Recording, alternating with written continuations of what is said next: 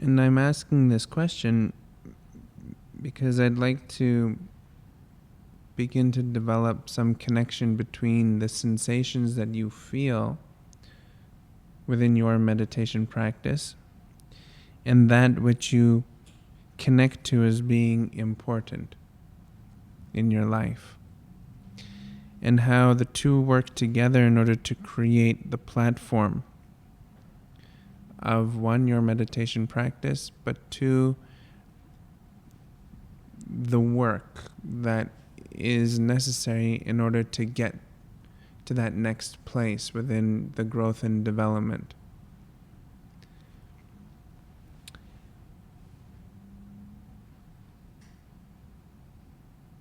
And as we explore it, I would like you to really be sensory,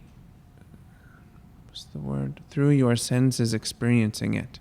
So from the place of feeling, from the place of hearing, from the place of seeing, from the place of even smelling and tasting. So that all of the senses become enveloped within the conversation of what you feel is important.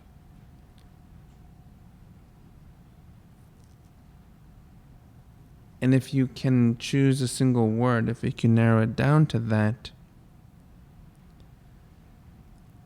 and allow that single word to have enough versatility so that then it begins to cover all aspects of the experience of your life. So as we develop that hub-like expression of what is important, then everything else begins to fall into place. Now, closing the eyes or keeping them open, let's see if we can go a little bit deeper with this contemplation.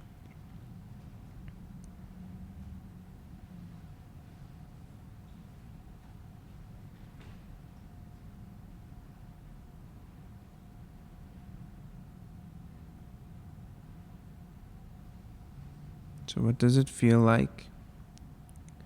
What does it sound like? What does it look like?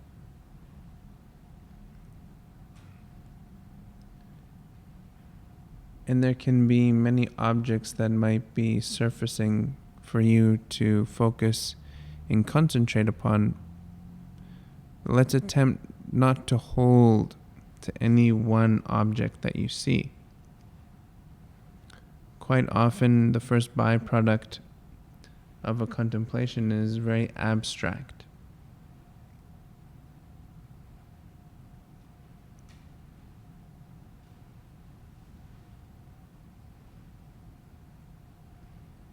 And from the abstract nature of what the mind produces, we begin to paint a picture for ourselves.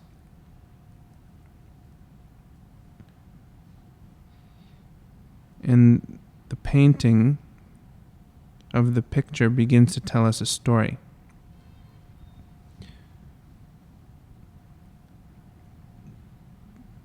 And the story is directed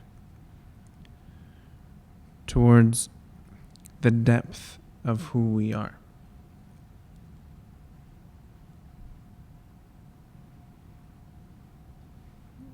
And this picture, which is being painted, you are a character within that picture. You are a living expression of the painting.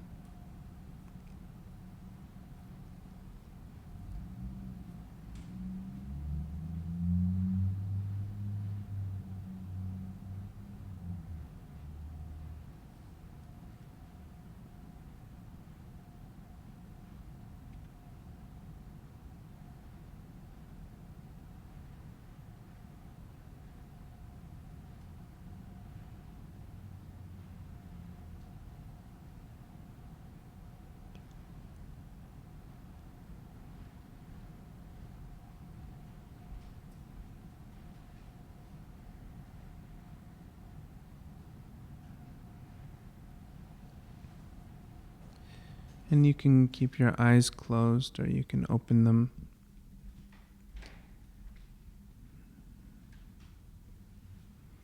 Now, the reason why I'm framing it like this is because this gives us an incredible amount of context and content to work with when we begin to move towards the experience of our own mind.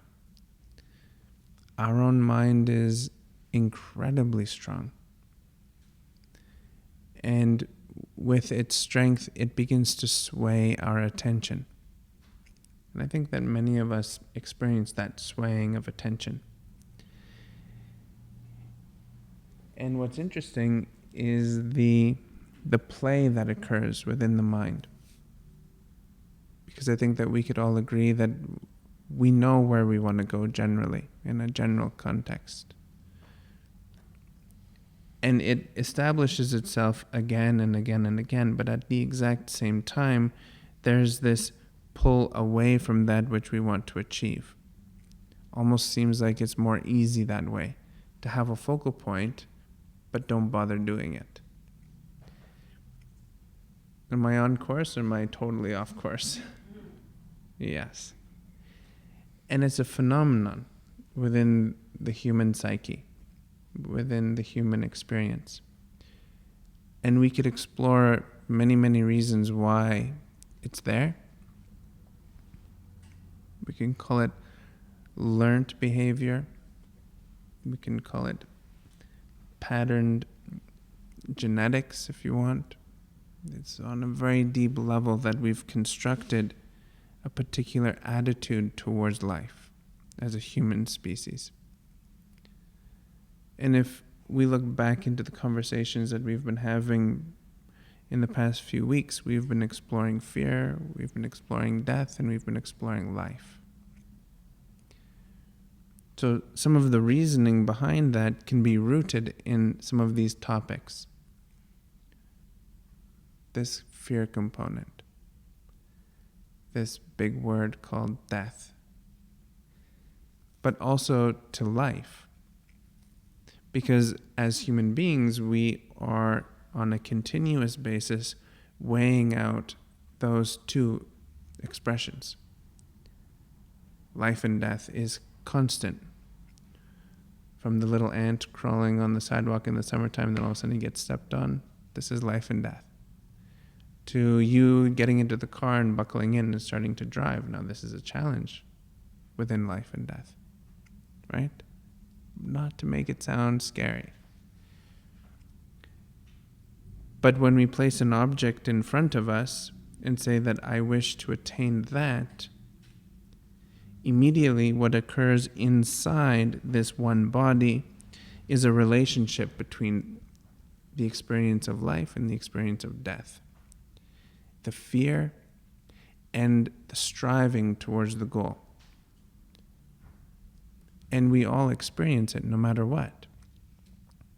So what's an interesting component within the mind experience is the distraction.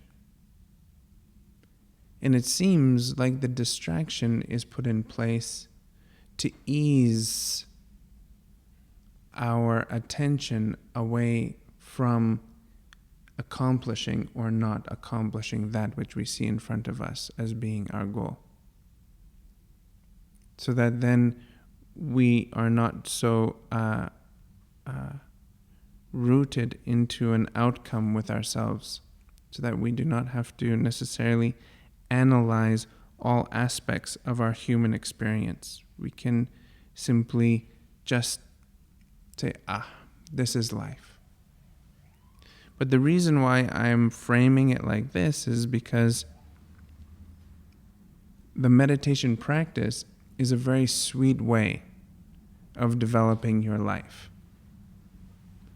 An incredibly directed, focused approach to attaining that which you feel is important.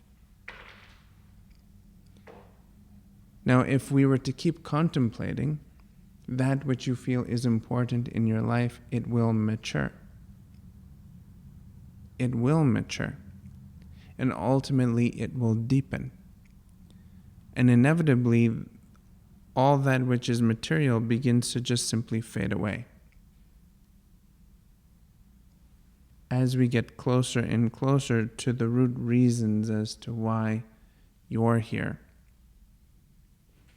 why we're here. And I look at it in those two ways. Why you're here, meaning an individual. So why are you here? But why we're here as a collective, as a species. Like, why are we here? Again, there's so many theories as to why. But the most important theory really is the one that you hold for yourself. Your theories as to why you're here as an individual and why you're here as a family and then as a community and as it reaches out. So if we can develop an avenue to understanding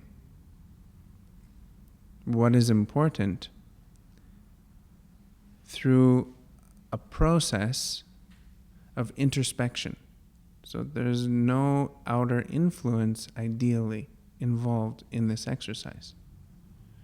It's through introspection, closing the eyes and going inwards. Then this time spent with your eyes closed becomes the strength, the foresight, the insight that you need in order to act accordingly. And Patanjali talks about this concept of discernment. And discernment just simply means seeing this is correct or this is incorrect. But as you look at me, I'm sure that some of you are saying, well, I already do that. And I agree, you do already do that. But we have to keep in perspective that that which we can see is all that we can see. But there is almost on a continuous basis a deepening of your reality and an experience which is occurring without you even knowing it. So if there's a reason why you are coming to the practice of meditation, well, this is part of, or in a sense, maybe a subcategory of what you feel is the root importance within your life.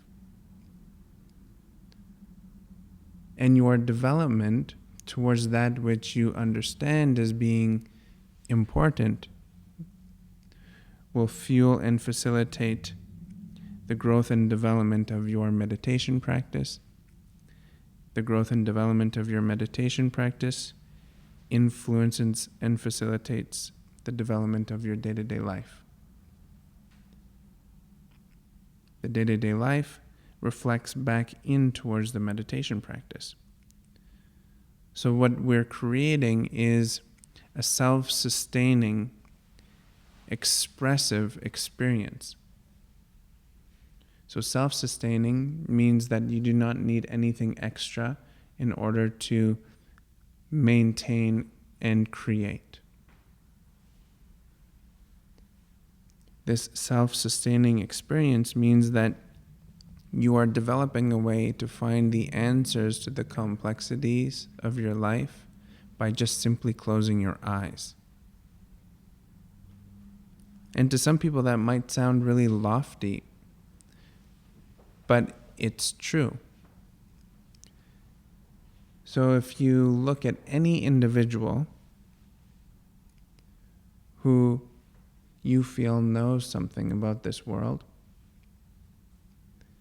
and if you begin to trace back the lineage of information, how it's been passed down from one to the next, whether it be an established learning institute like a university or a more esoteric school of thought like Buddhism or Sufism or whatever it may be, you always find at the root of that which is being expressed through a student-teacher relationship, an individual who has come to this knowledge of understanding. Now, this is not a magical feat. This is an individual who has taken hold of a topic so deeply that they have come to the conclusion through the support of nature, through a natural process of law that exists. It exists in the plants, it exists in the space in this room. So what I'm proposing to you is that over the course of the next 25 years, you begin to develop the strength of understanding yourself. You speak a very specific language. You, as individuals, speak an incredibly specific language. And that language is at first abstract, just like your thoughts. And again, we can discuss the reasons why. I mean, there are so many possibilities as to why that happens. But one reason why it begins to happen is because the mind is a tool. And the mind expresses itself for the sake of the observer, the seer, which is you, to then understand that which is being expressed from a depth. But what begins to happen is that we lose trust. Somewhere back there in your childhood, or maybe as you got a little bit older, you began to trust that which was external more than you trusted that which was internal. In this relationship of breaking the trust left a disconnect and a continuous running to attempt to catch up. Now, this can be seen on an individual level or an expansive global scale. The good news is that all we have to do is stop running and sit. Close our eyes and breathe. And connect back into the source experience inside oneself. And you should logically say, well, what is that source experience? This is a very subjective comment. Well, the source experience is that which you feel right now. If you were to ask yourself, take me to the source. I want to feel the source experience within myself. And that which is being shown right before you criticized yourself is the source. Showing itself in a very specific way. And to accept it for what it is actually to accept yourself for who you are. But to accept yourself for who you are is to give you the openness and the safety to change, to grow, to mature. So this is where we're at, is that we are all attempting, this is again a global scale, to understand who we are. And we use so many modalities.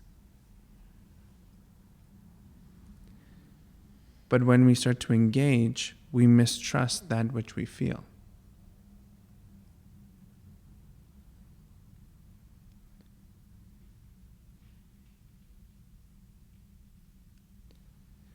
So to keep re-engaging with yourself and trusting that what you are expressing and what you are experiencing is only a small snapshot of the total painting, which is already been painted, that you are a character within.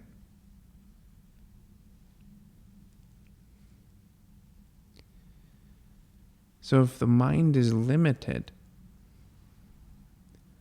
in its capacity to understand who we are, who you are, then it is like a child.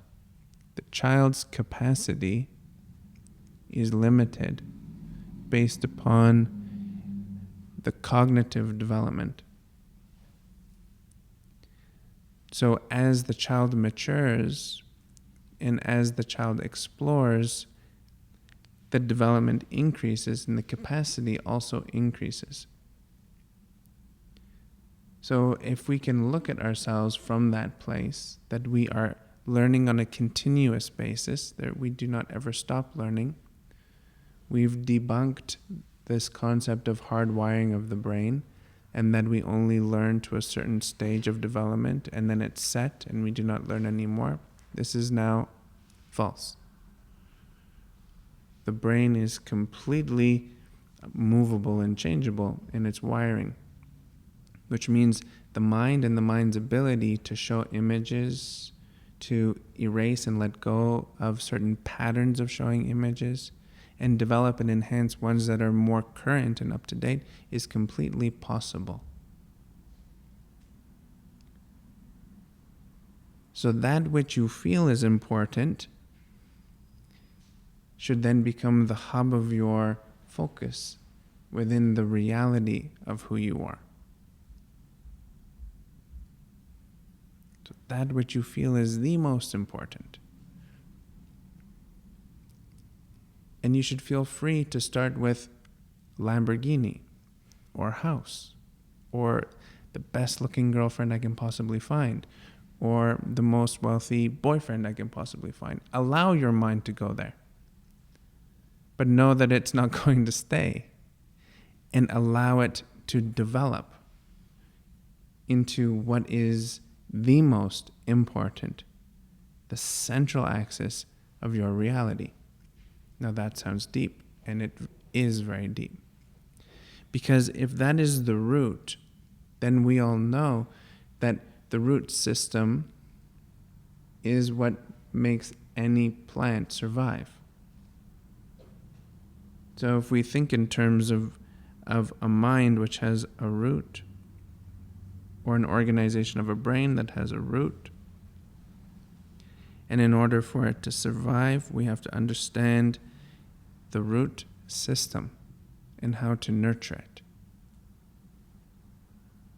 Everything else is just simply leaves, branches, and petals on little flowers.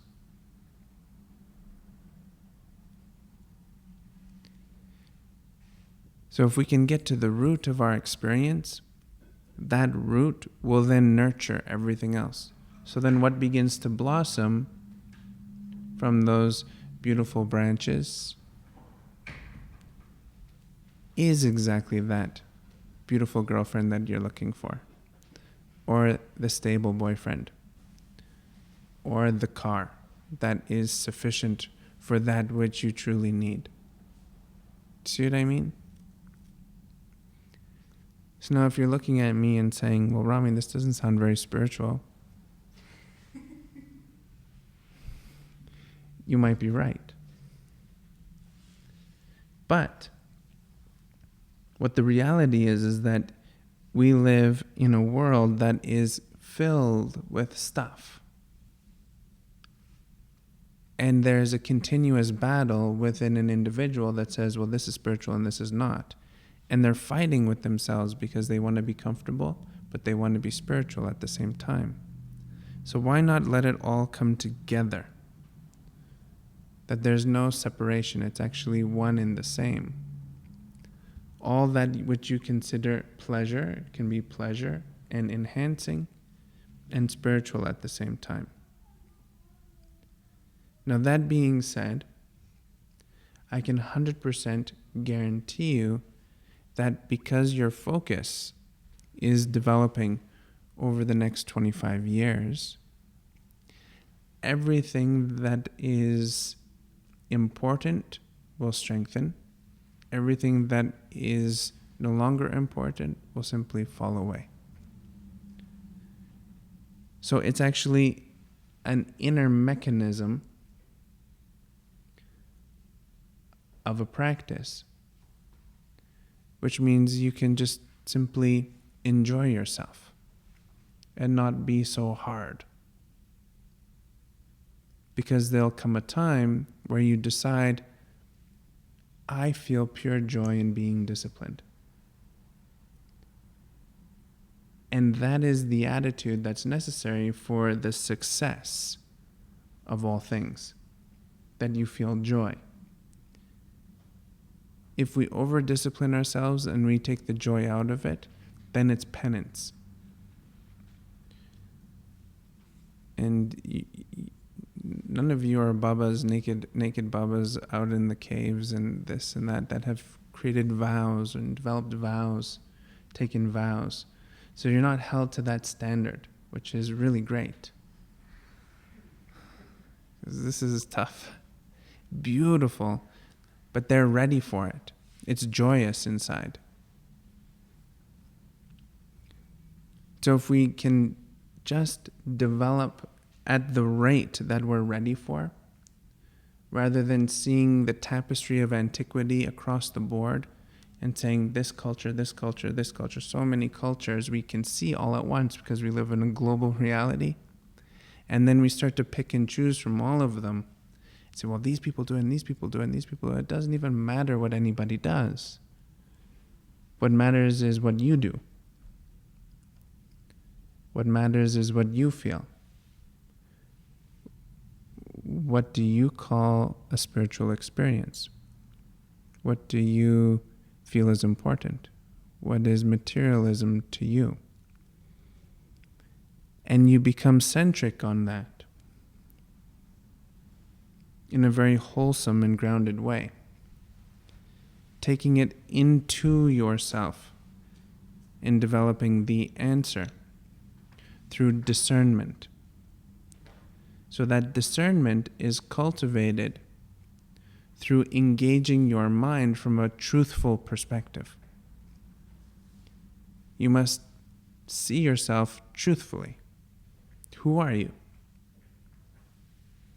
I am so many things.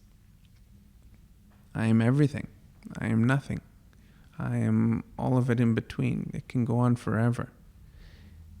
And it's true. And I do this exercise with people, and they get incredibly frustrated by the third day of asking for hours. Who are you? Who are you? Who are you? And inevitably, everyone comes to this place. I am nothing. I'm nothing. In a bit of a fed up kind of a way. Just hands like, don't ask me this question again. And it is very true. So all of the negative components that you hold on to, that sort of built up over time, which is like stuff that you gotta just deal with, you're none of that. You're nothing. And all of those positive things that you've built up that you have to maintain and sustain, do the dance, you're none of that either. You're actually nothing. And when I say that, some of you kind of got this interesting feeling just right here. What do you mean? You're saying I'm nothing?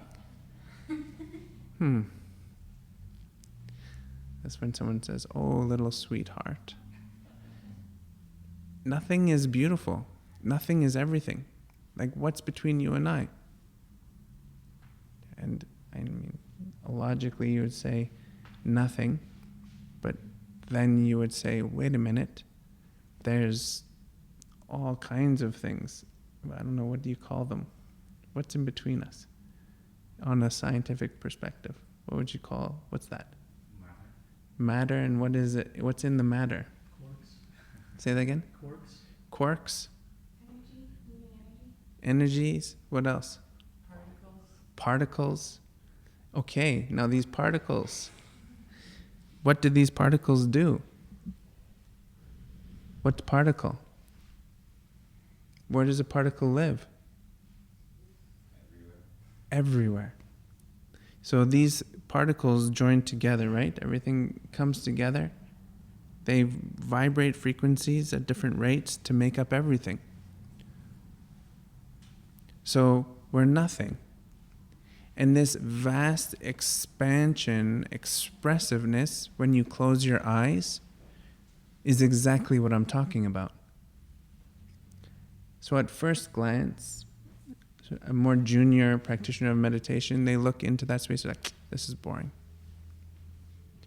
But in closer examination, you begin to see, wait a minute, there's sensation connected to that which I'm looking at, which I'm calling nothing. I'm feeling something coming from that quality of the space. And then as my mind begins to create and develop landscapes, it actually occupies the space which I was looking at. So now nothing has become something. But then all of a sudden I say, I don't want that. I don't want that image. I don't want that thought. Do not want that space occupied. So then I strip it down to nothing again. And then all of a sudden I'm bored.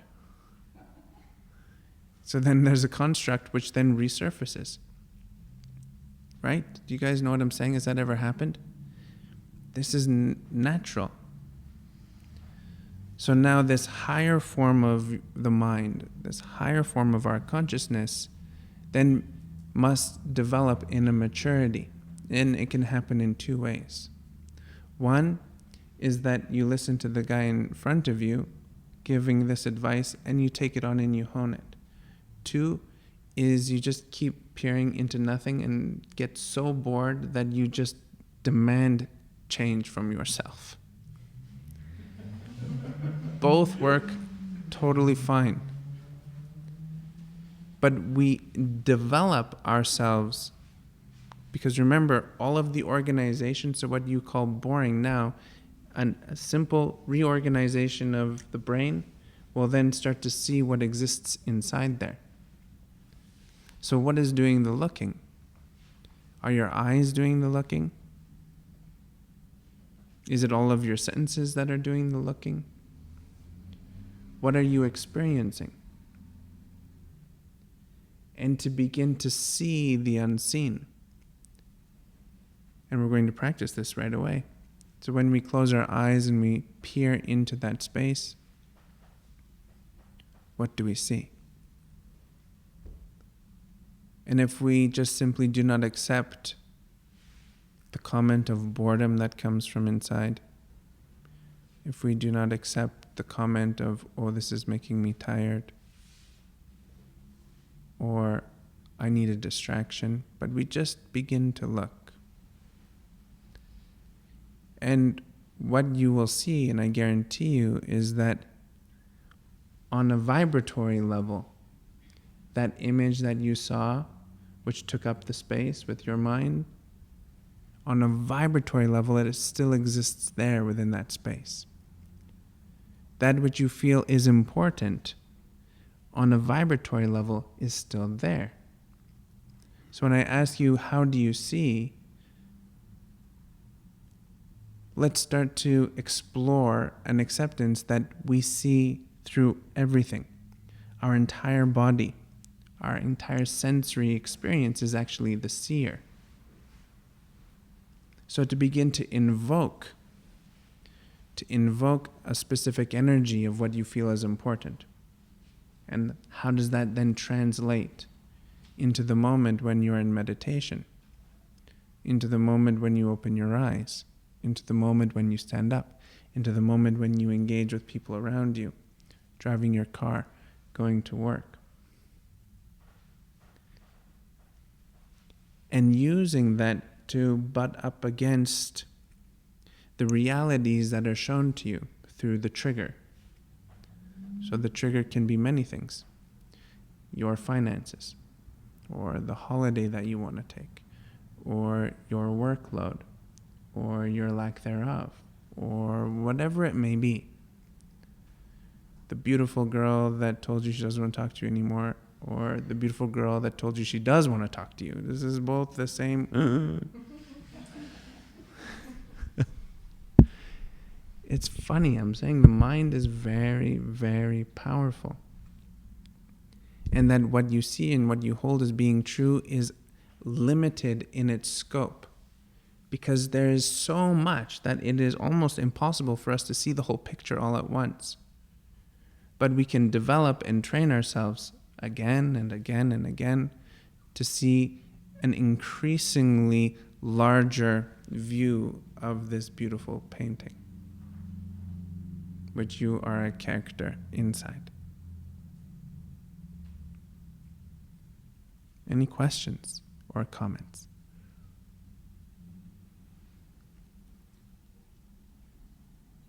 Yes, sir. Maybe just give a quick second.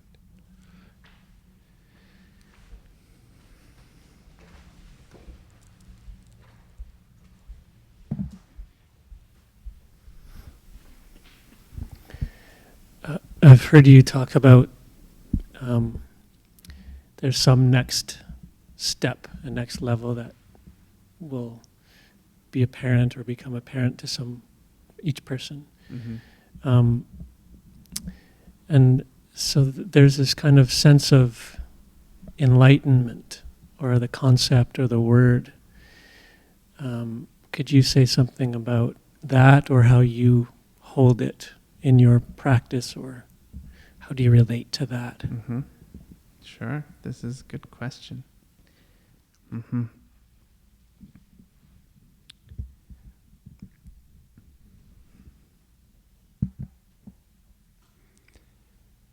For me, I see everything as being whole and complete.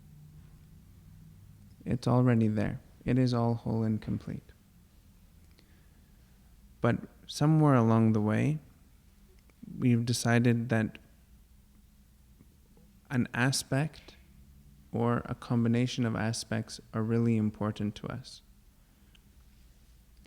And what we hold as being important over time begins to expire.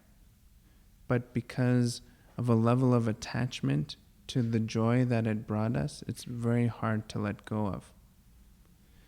So that which was wholesome within its expression as a sliver of experience, within the total expression of what we could be, begins to become, I'm going to use a very intense word, putrid. It begins to rot from the inside out. And that rotting, the decomposing, is actually a natural experience, right? You throw anything into the compost, it begins to decompose, but it turns into the soil again, which then something can grow from. So that which has been expired, which I'm still holding on to, is just going to continue on its course because it's of nature. So it's going to begin to decompose and go back into a source energy to be usable again, just like good quality soil. So this becomes this separation experience, this higher form of joy and this lower form of stickiness and discomfort. So the process is letting go of that which has been expired, attempting on a continuous basis to be free and open in that way so that it can just simply come and go, come and go, come and go. So that then there is always a presence of now.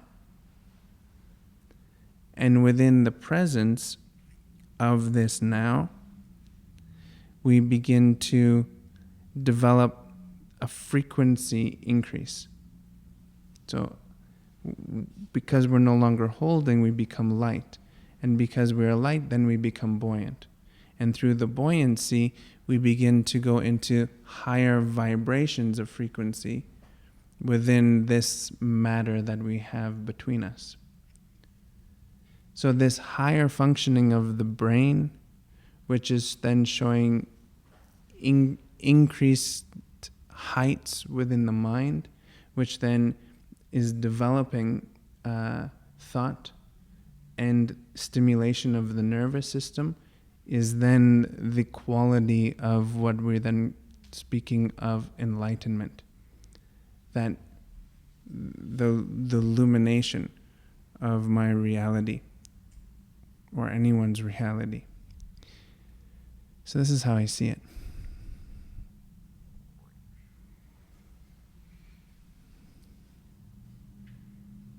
And so each person would sort of have their own, whatever is that quality of enlightening. Yeah, is it just that particular quality? that's right. The Sufis say there's as many paths to enlightenment as there are people on the planet. So there's an individual process. Every single individual.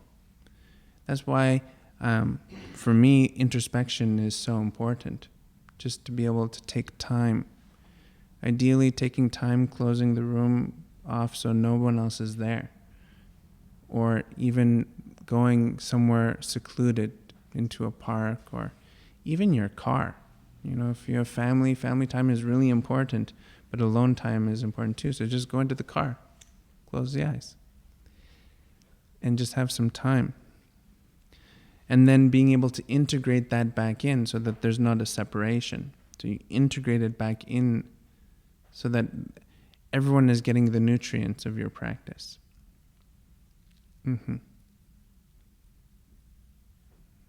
Then it stems into communication and all kinds of good things. This is a very good question. Any other questions? Yes, sir. Maybe we bring the microphone over to you.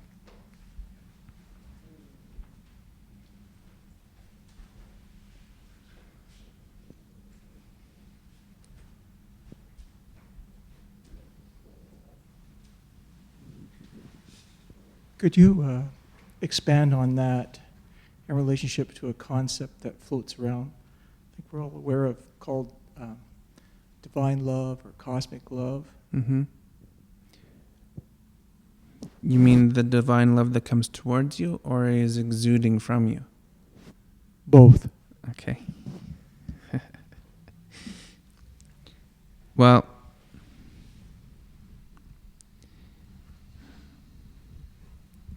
I think, as you may have guessed it, that this divine love is something which is constant and present within everyone and everything. And it's two ways. It expresses outwards, but it's also drawn inwards.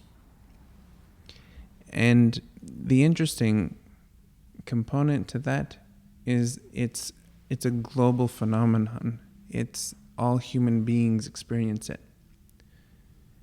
Even though groups of human beings or individuals of human beings distinguish between this is love and this is not love, that doesn't really count. Because on a deeper level, everyone is experiencing it. Meaning, in some ways, everyone feels that they're right because they are right.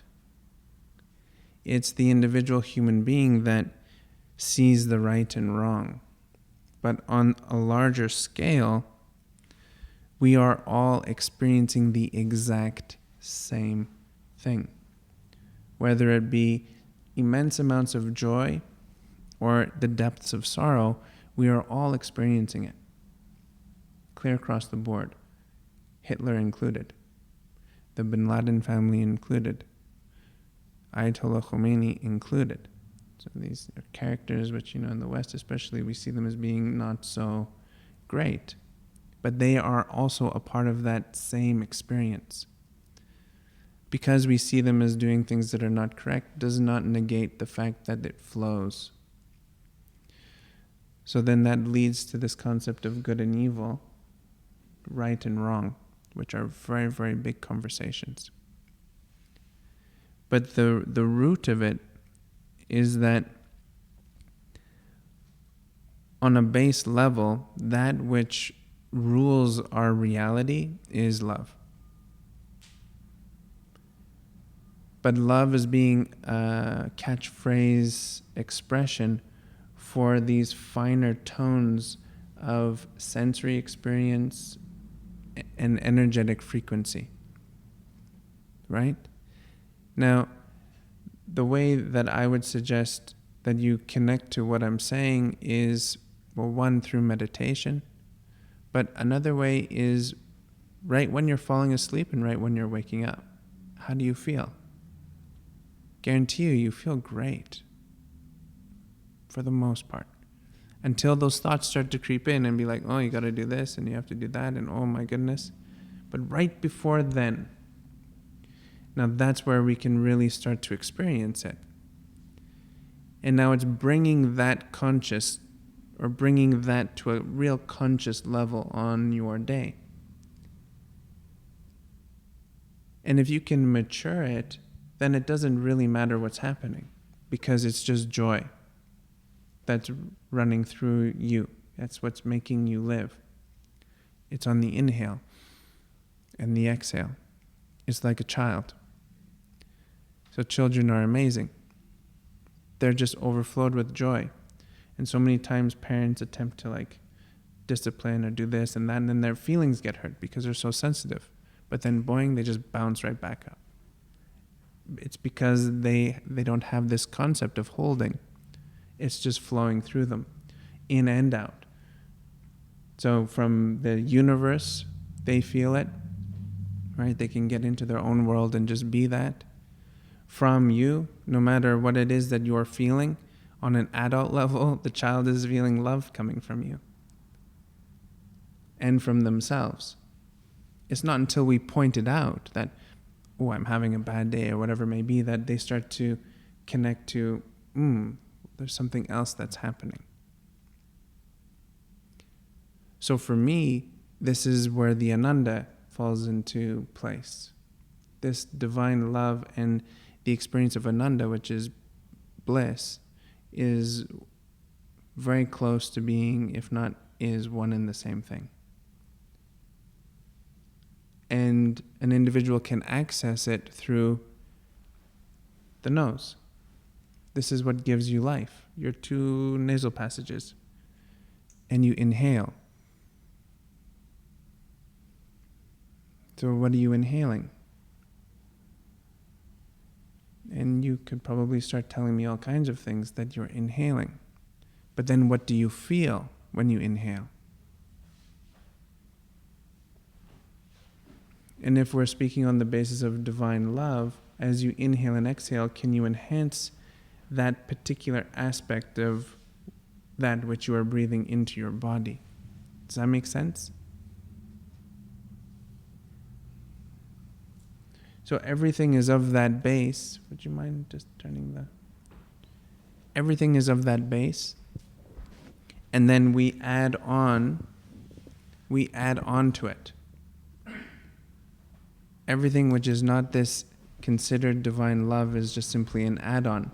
No matter how real it is or how based in reality it is an add-on. Does that make sense? And I can guarantee you, because when you fall asleep, you feel good, and when you wake up, you feel good. But when you start your day of thinking, everything is in a variable department. Who knows what's going to happen? But you go to sleep, and you wake up. Both perfect. Does anyone disagree? You're allowed to.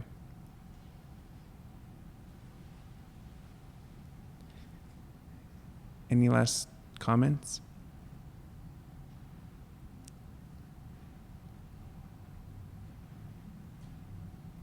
So then lastly, if this is the base, then even in your most negative time, that divine love is there.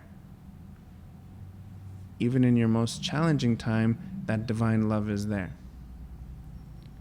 So you are the decision maker within this. That's where the discernment comes back into play.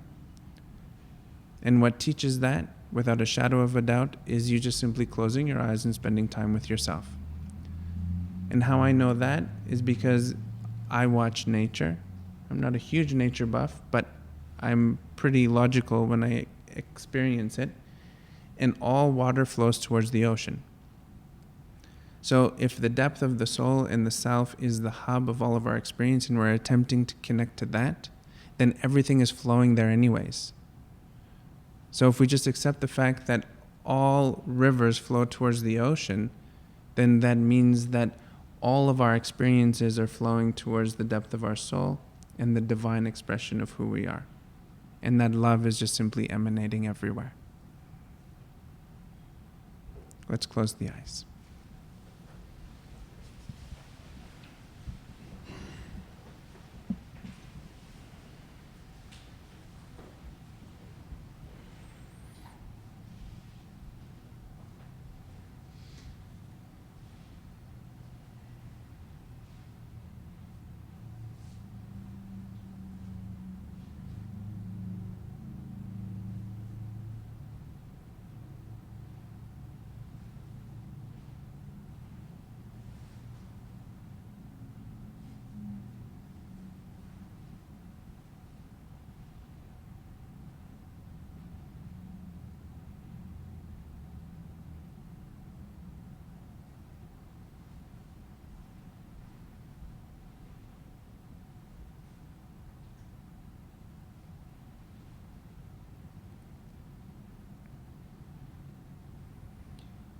And if you're new to a meditation practice, it's a very simple process. The first step is to find comfort within your body. And the comfort and relaxation that you feel from the body becomes the anchor of your meditation. And you can always return back to that.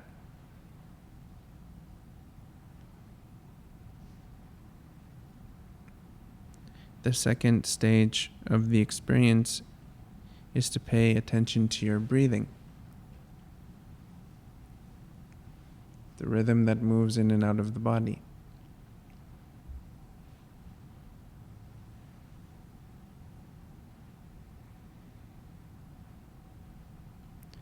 And allowing that sensation of breath to overwhelm everything else for a period of time. And lastly is the stage of the mind.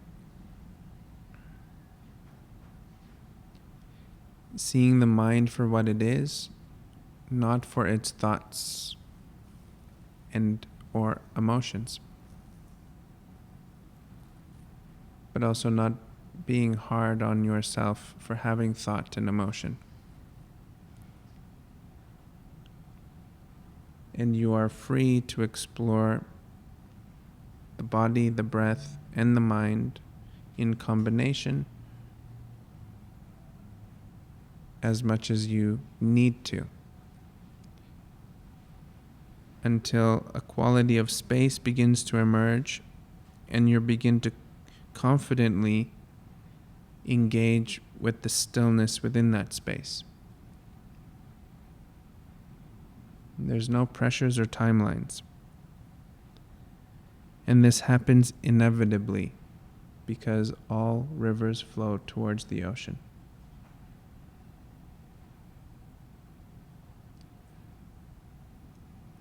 See with your entire being what is important to you.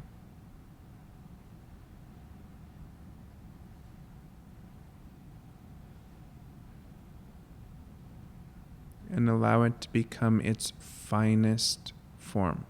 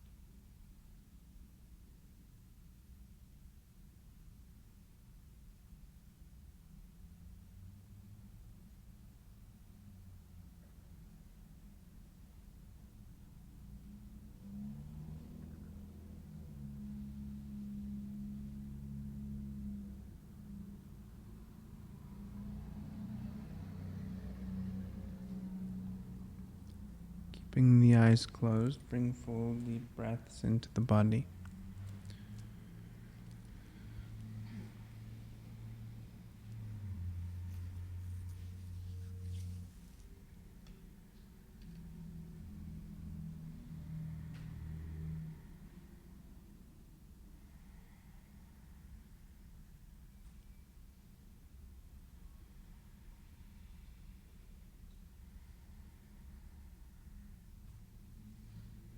Keeping the eyes closed, bring your gaze into the space just there in front of you. Maintain the integrity of the space, uninterrupted by any other thought.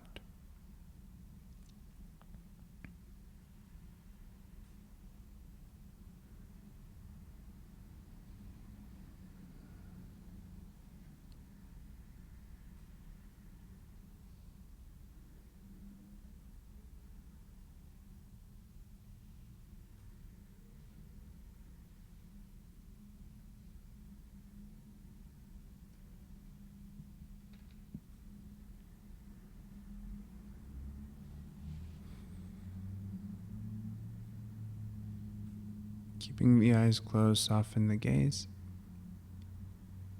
And very gently, slowly, allow the eyes to open.